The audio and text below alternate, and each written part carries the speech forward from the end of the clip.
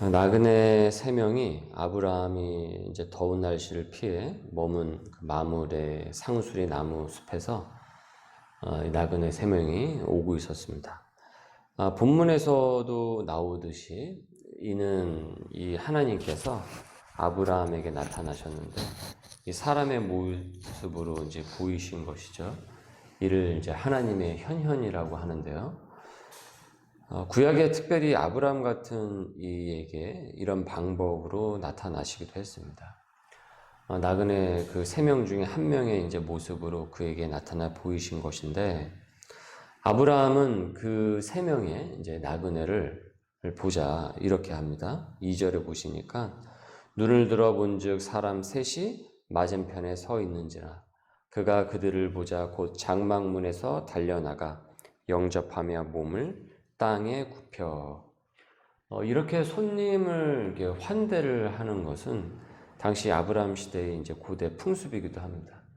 이 아브라함은 지극정성으로 그들을 이제 환대를 하죠. 그래서 거의 뭐 한 20리터나 되는 이 많은 양인 이 고운 가루 세스화로 이제 음식을 풍성하게 이제 준비를 하게 하고 이 송아지 고기를 이제 대접을 합니다. 지금도 그렇지만은 고기는 뭐 어느 시대를 막론하고 고급 음식에 이제 속했습니다.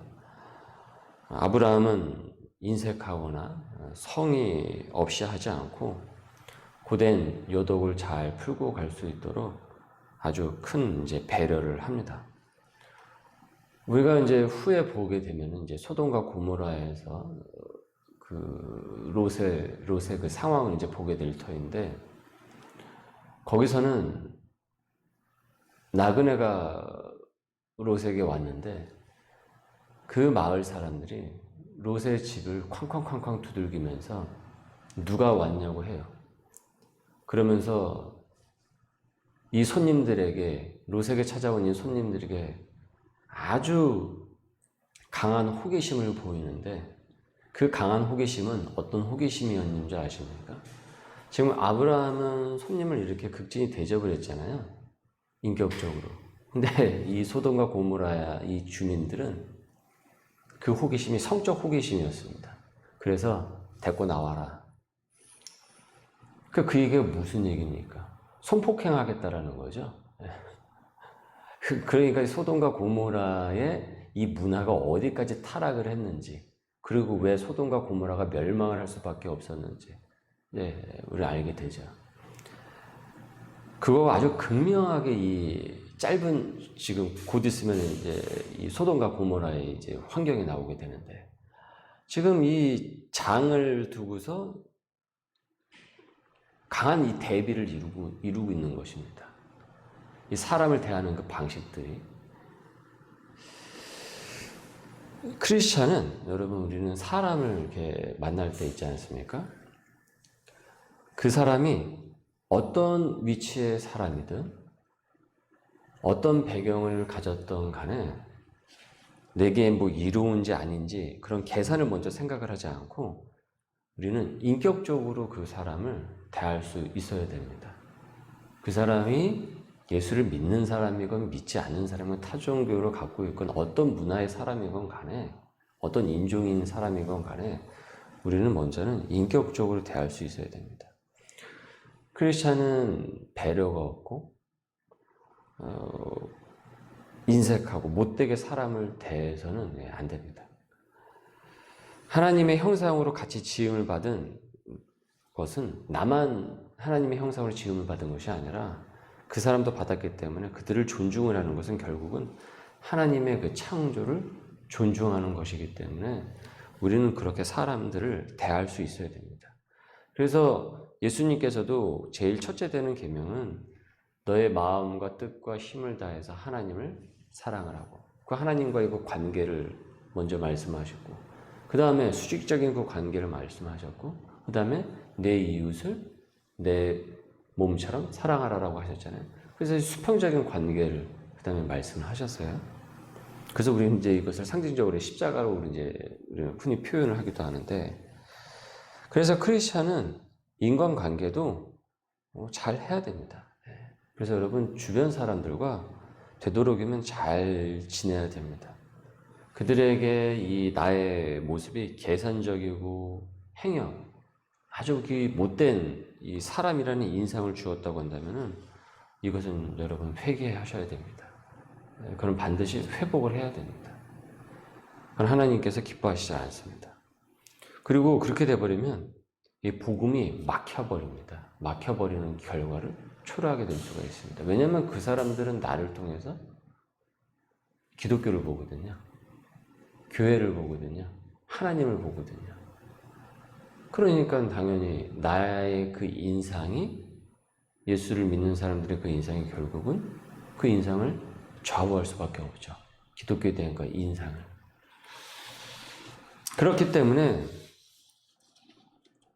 그들이 하나님께서 주신 나의 삶의 자리를 파괴를 한다거나 나를 위해하는 그런 범죄의 사람이 아니라고 한다면은 우리는 따뜻하게 환대를 하고 그리스도의 사랑을 우리는 실천을 할 수 있어야 됩니다. 이런 부분의 관계에 대한 부분에서도 우리가 성경 말씀을 통해서 우리가 어디까지 해야 되며 어떤 부분을 우리가 지켜야 되는지, 그걸 한번 우리가 또 이제 성경 그 수요 성서학당을 통해서 한번 좀 이렇게 깊이 상고하는 시간이 있게 될 것입니다. 우리가 웨스트민스터 어저께도 봤듯이 굉장히 자세하잖아요.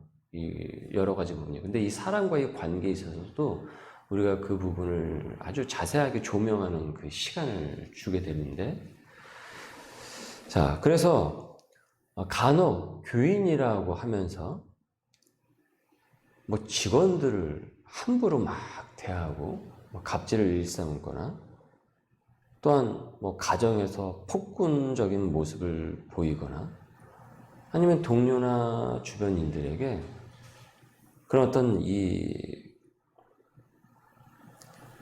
잔혹하다라는 인상, 그런 인상을 준다거나 아주 못됐다는 그 인상을 준다.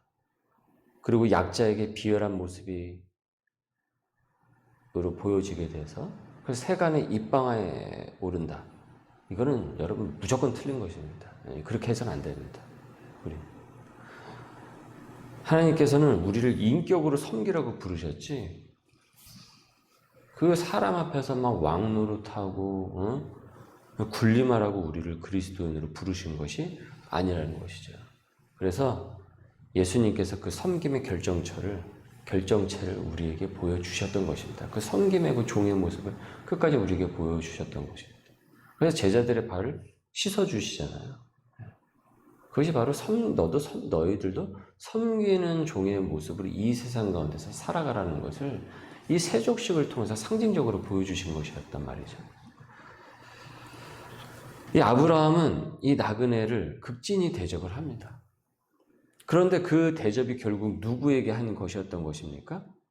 누구에게 했던 것입니까? 하나님께 한 대접이었던 거예요. 그래서 여러분, 히브리서 그 13장 2절 말씀에 보시면은 이렇게 나와 있습니다. 손님 대접하기를 잊지 말라. 이로써 부지 중에 천사들을 대접한 이들이 있었느니라 라고 이 히브리서 말씀이 나오죠. 이 구절이 어디와 연결된다고 생각하십니까, 여러분? 지금 이 아브라함을 얘기하고 있는 것입니다. 이 아브라함. 보십시오. 부지 중에 누굴 대접한 것입니까? 주님, 하나님과 이 천사들을 대접을 했다라고 나오고 있죠. 그러니까 아브라함은 그 대접을 했는데 결국 그것이 하나님께 한 대접이 된 거예요. 그러니까 평소 그가 사람을 어떻습니까? 인격적으로 그 섬김의 모습으로 다가갔기 때문에 그 순간에도 똑같이 그 섬김이 그 일상이었던 거예요. 그 일상 가운데서 그 섬김의 모습이 나왔던 것이죠. 요한복음 12장 26절에 사람이 나를 섬기려면 나를 따르라. 나 있는 곳에 나를 섬기는 자도 거기 있으니 사람이 나를 섬기면 내 아버지께서 그를 귀히 여기시리라. 딱 아브라함이 신약에 나오는 이 말씀대로 이미 수천 년 전에 그렇게 했죠. 이어서 다시 한번 하나님께서는 어제 본문에 이제 나오듯이 재차 아브라함에게 그 후손인 아들 이삭을 약속을 하십니다. 그 아브라함의 그 섬김을 그 기쁘게 또 잘 받으시고 9절에 보시니까 그들이 아브라함에게 이르되 내 아내 사라가 어디 있느냐 대답하되 장막에 있나이다. 그가 이르시되 내년 이맘때에 내가 반드시 내게로 돌아오리니 내 아내 사라에게 아들이 있으리라 하시니 사라가 그 뒤 장막문에서 들었더라. 사라가 이제 그 얘기를 듣습니다. 이제 거듭 지금 계속 이 약속을 계속 확증을 하시죠. 하나님께서 얼마나 확신 분명하면 이렇게 계속 말씀하시겠습니까? 하지만 사라가 그 말을 이제 듣고 엿듣고 아브라함처럼 또 웃어버렸습니다. 11절에 아브라함과 사라는 나이가 많아 늙었고 사라에게는 여성의 생리가 끊어졌는지라. 사라가 속으로 웃고 이르되 내가 노쇠하였고 내 주인도 늙었으니 내게 무슨 즐거움이 있으리요. 여호와께서 아브라함에게 이르시되 사라가 왜 웃으며 이르기를 내가 늙었거늘 어떻게 아들을 낳으리요 하느냐. 내가 지금 늙었는데 지금 생리도 다 끊어졌는데 이게 무슨 애를 낳는다고 하는 것이냐, 아들을 낳는다고 하는 것이냐 하면서 여기 그 아브라함이 처음에 그 말씀을 들었을 때 그 배꼽을 잡고 엎드려가지고 웃었다고 했잖아요. 지금 사라도 또 똑같이 웃는 거예요. 하지만 하나님께서는 어떻습니까? 거듭 확증을 하시죠. 그래서 14절에 이렇게 얘기하십니다. 여호와께 능하지 못할 일이 있겠느냐. 여러분 줄 치십시오. 여호와께 능하지 못할 일이 있겠느냐. 아니, 하나님이 하시면 하시는 것 아니겠습니까? 하시면 하시는 것 아니겠어요? 그 생리가 끊기든 말든 그거를 거슬러 올라가시는 분이 또 하나님이신 거잖아요. 그래서 때로는 우리 인생 가운데서 그런 기적이라는 것을 우리가 표현하지 않습니까? 기한이 이를 때 내가 내게로 돌아오니 사라에게 아들이 있으리라. 이로써 우리 새벽 말씀 며칠에 걸쳐서 확인이 되듯 하나님께서는 결코 당신이 내뱉은 말을 주어 담거나 빈말을 하는 이 공허한 말들을 하는 그런 말씀을 하는 분이 아니라 반드시 그 약속을 지키시는 언약의 하나님임을 우리는 보게 됩니다. 비록 사라가 아브라함처럼 그 순간에는 똑같이 웃음을 터뜨렸지만 실수를 했지만 여호와께 능하지 못할 일이 있겠는가? 그에게 반문하시면서 그녀에게 반문하시면서 하나님께서는 그 섭리를 끝까지 계속 진행을 시키십니다. 아쉽게도 잠시 그 순간에 그 믿음이 흔들렸던 아브라함과 사라였지만은 사람을 인격으로 대하는 착하고 거룩한 이 부부에게 귀한 자녀를 약속을 하시면서 그들을 그 믿음의 조상으로 세우실 그 섭리를 진척을 시키십니다. 말씀을 정리하면서 오늘 질문에 대해서 오늘 말씀이 주고 있는 그 질문에 대해서 여러분 적어 보십시오. 자, 첫 번째. 오늘 내가 접하게 될 사람을 하나님께서는 어떻게 대하기를 바라실까요? 나는 사람을 인격으로 대했습니까? 계산으로만 대했습니까? 행여 비인격적으로 대하지 않았습니까? 지금 나의 그 인간관계는 어떻습니까? 그 관계에서 복음이 드러나고 있습니까? 이를 첫 번째 우리에게 묻고 있고, 두 번째는 하나님의 약속에 대해서 실수를 보였던 이 사라를 보면서 나는 하나님의 말씀에 지금껏 어떤 이 반응을 보였습니까? 현실을 너무 지나치게 의식을 해가지고 이 믿음의 약속을 저버리지는 않았는지, 지금 하나님께서 내게 주신 약속의 말씀은 무엇인지, 나는 흔들리지 않고 웃음을 터뜨리지 않고 진중하게 그 말씀을 끝까지 부여잡고 그 약속을 바라보면서 오늘을 살아내고 있는지, 이를 우리에게 질문하고 있습니다.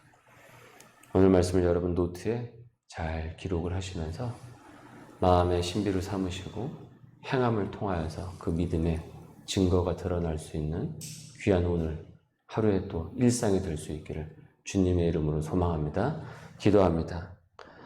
죄인된 나를 인격으로 대우하시어 구원하신 주님, 만나는 사람에게 인격과 섬김으로 다가가고 그 관계에서 복음이 드러나 전하여지기를 주님 원합니다.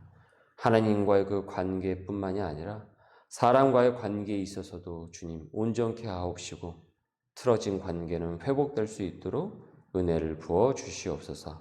오늘도 나에게 주신 우리 교회, 가정에 주신 그 언약을 굳게 믿으며 각박한 현실을 능히 뛰어넘도록 주님 오늘도 성령 충만하도록 인도하여 주옵소서. 감사하며 예수님의 이름으로 기도드립니다. 아멘.